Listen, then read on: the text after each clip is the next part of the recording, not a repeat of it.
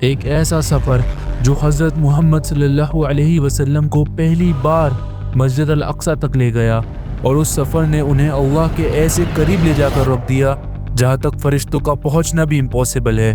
آئیے اس کو سمجھتے ہیں۔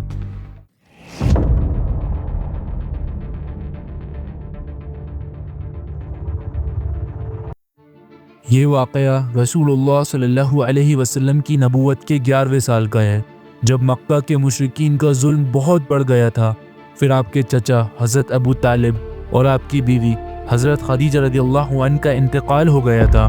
پھر طائف کے لوگوں کا پتھر سے اس طرح ظلم کرنا کہ آپ کی جوتیاں مبارک تک خون سے بھر گئی تھیں۔ لیکن ان سب مشکلوں کے بعد اللہ نے اپنے نبی کو بہت عظیم تحفہ دیا، 7 آسمانوں کا سفر، A journey like none before. جو آج 1446 ایئرز بعد اتنی ٹیکنالوجی کے باوجود 7ویں آسمان کیا، انسان پہلے آسمان تک کا سفر مکمل نہیں کر پایا ہے۔ بہرحال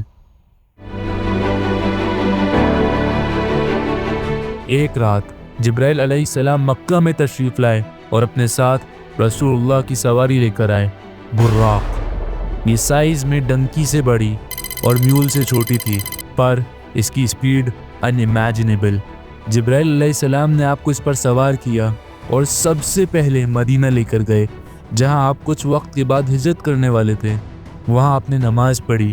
پھر جبرائیل علیہ السلام آپ کو ایجپٹ ماؤنٹ سینائی پر لے کر گئے، جہاں اللہ سبحانہ و تعالی نے موسیٰ علیہ السلام سے کلام کیا تھا۔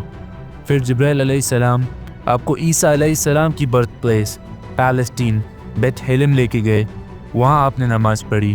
اینڈ ناؤ فائنلی رسول اللہ صلی اللہ علیہ وسلم بیت المقدس مسجد اقصی میں تشریف لائے، جہاں ابھی تک کے سارے انبیاء پریزنٹ تھے۔ پھر آپ صلی اللہ علیہ وسلم نے بیت المقدس میں سارے انبیاء اکرام کے ساتھ نماز پڑھی۔ اب جبرائیل علیہ السلام رسول اللہ صلی اللہ علیہ وسلم کو پہلے آسمان پر لے گئے۔ جبرائیل علیہ السلام نے آسمانی دنیا کا دروازہ کھلوایا۔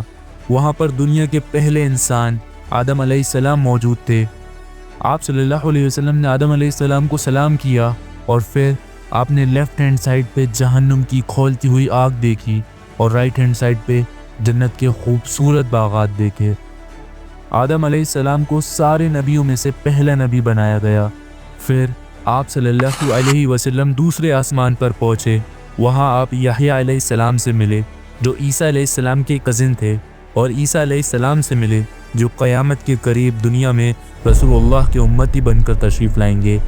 پھر آپ صلی اللہ علیہ وسلم تیسرے آسمان پر پہنچے، وہاں آپ یوسف علیہ السلام سے ملے جن کو ان کے ہی بھائیوں نے کنویں میں ڈال دیا تھا، پر جب یوسف علیہ السلام ایجپٹ کے گورنر بنے تو یوسف علیہ السلام نے اپنے بھائیوں کو معاف کر دیا۔ یوسف علیہ السلام ایک ایسے نبی ہیں جن کا ذکر قرآن میں بائبل سے بھی زیادہ ہے۔ آپ صلی اللہ علیہ وسلم نے یوسف علیہ السلام کو سلام کیا اور چوتھے آسمان کی طرف روانہ ہو گئے۔ وہاں آپ کو ادریس علیہ السلام ملے جو آدم اور شیت علیہ السلام کے بعد تیسرے نبی تھے۔ آپ پہلے انسان تھے جس نے پین قلم کا یوز کیا اور کپڑے سلے، اور آپ پہلے انسان تھے جس نے ظلم کے خلاف جہاد کیا۔ آپ صلی اللہ علیہ وسلم نے ادریس علیہ السلام کو سلام کیا اور 5ویں آسمان کی طرف روانہ ہو گئے۔ وہاں آپ صلی اللہ علیہ وسلم موسیٰ علیہ السلام کے بھائی ہارون علیہ السلام سے ملے، جن کو موسیٰ علیہ السلام کی ریکویسٹ کرنے پر نبی بنایا گیا تھا تاکہ فرعون کو اسلام کی دعوت دینے میں آسانی ہو۔ آپ صلی اللہ علیہ وسلم نے ہارون علیہ السلام کو سلام کیا اور 6 آسمان کی طرف بڑھ گئے۔ وہاں آپ موسیٰ علیہ السلام سے ملے جن کا قرآن میں ذکر سب سے زیادہ بار ہے، 136 ٹائمز۔ آپ نے بنی اسرائیل کو فرعون کے ظلم سے بچایا تھا، اور آپ پر توراہ نازل ہوئی تھی۔ آپ صلی اللہ علیہ وسلم نے موسیٰ علیہ السلام کو سلام کیا اور آخری آسمان 7ویں آسمان کی طرف روانہ ہو گئے، جہاں محمد صلی اللہ علیہ وسلم کو اپنے گریٹ گرینڈ فادر اللہ کے دود ابراہیم علیہ السلام ملے، جس نے بیت اللہ تعمیر کیا تھا۔ اینڈ جیو، کرسچنز اور مسلمز سب کے لیے ابراہیم علیہ السلام ایک بہت امپورٹنٹ فگر ہیں۔ ایون مسلمان 5 نمازوں میں ابراہیم علیہ السلام کا ذکر کرتے ہیں۔ پھر آپ صلی اللہ علیہ وسلم کو 7ویں آسمان کے اینڈ پوائنٹ تک لے جایا گیا۔ وہاں آپ کو بیت المعمور دکھایا گیا۔ یہ جنت کا کعبہ ہے جو فرشتوں کی عبادت کے لیے ہے۔ یہاں روزانہ 70,000 فرشتے عبادت کرنے آتے ہیں، لیکن ایک بار کے بعد کوئی فرشتہ یہاں دوبارہ نہیں آ سکتا۔ پھر آپ آخری باؤنڈری سدرۃ المنتہا پہنچے۔ عند سدرۃ المنتہا، شب معراج میں سدرۃ المنتہا کوئی بیری کا درخت ہے۔ وہ کیسی بیری ہے؟ 7ویں آسمان کی بیری، وہ آخری حد ہے، مخلوق کوئی اس سے آگے نہیں جا سکتی۔ لیکن رسول اللہ صلی اللہ علیہ وسلم کو اجازت تھی۔ آپ صلی اللہ علیہ وسلم اللہ سبحانہ و تعالیٰ کے دربار میں پہنچے، اور پھر وہ اتنے قریب آ گیا کہ جیسے 2 کمانوں کا فاصلہ ہو یا اس سے بھی قریب۔ وہاں اللہ تعالیٰ نے آپ کو 50 نمازوں کا تحفہ اور حکم دیا۔ پھر رسول اللہ نے اسے خوشی خوشی قبول کیا اور روانہ ہو گئے۔ پر واپسی میں موسیٰ علیہ السلام رسول اللہ سے ملے اور پوچھا کہ اللہ نے آپ کو کیا حکم دیا ہے؟ آپ صلی اللہ علیہ وسلم فرماتے 50 نمازوں کا۔ اس پر موسیٰ علیہ السلام کہتے آپ کی امت 50 نمازیں ادا نہیں کر پائے گی، آپ نمازوں کی تعداد کم کروا لیجئے۔ پھر رسول اللہ صلی اللہ علیہ وسلم واپس گئے اور اللہ سے گزارش کی تو نمازوں کی تعداد گھٹا کر 10 کر دی گئی۔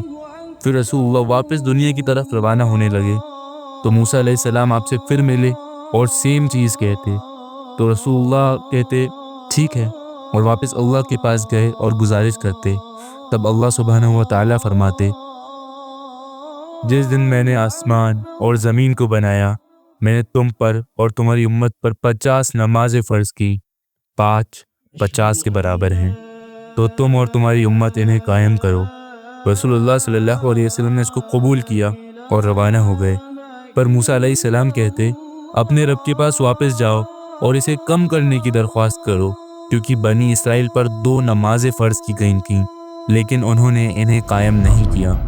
لیکن رسول اللہ کہتے میں اسی میں راضی ہوں۔ پھر آپ صلی اللہ علیہ وسلم روانہ ہو گئے۔ آپ صلی اللہ علیہ وسلم کو اس سفر میں جنت، جہنم اور آسمانوں کے اندر کی تمام چیزیں دکھائی گئیں۔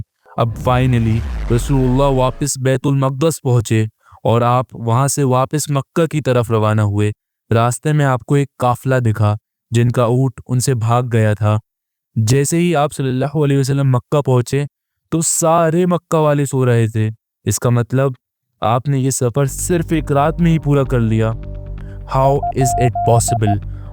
فار ایگزامپل، دنیا کا سب سے تیز جیٹ SR-71 جس کی سپیڈ 3540 کلومیٹر ہے، اس کو انڈیا سے امریکہ پہنچنے میں 4 گھنٹے لگیں گے، پر رسول اللہ نے ایک ہی رات میں 7 آسمان کا سفر کر لیا۔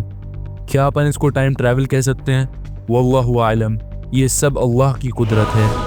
جیسے ہی آپ صلی اللہ علیہ وسلم مکہ واپس پہنچے، ان کو پتا تھا اگر وہ یہ ساری باتیں مکہ والوں کو بتائیں گے تو مکہ والے ان کا ہرگز یقین نہیں کریں گے، لیکن آپ نے ساروں کو فل ریالٹی بتا دی، جس کی وجہ سے مکہ والوں نے ان کا خوب مذاق اڑایا اور آپ صلی اللہ علیہ وسلم سے بیت المقدس کے بارے میں انفارمیشن مانگنے لگے۔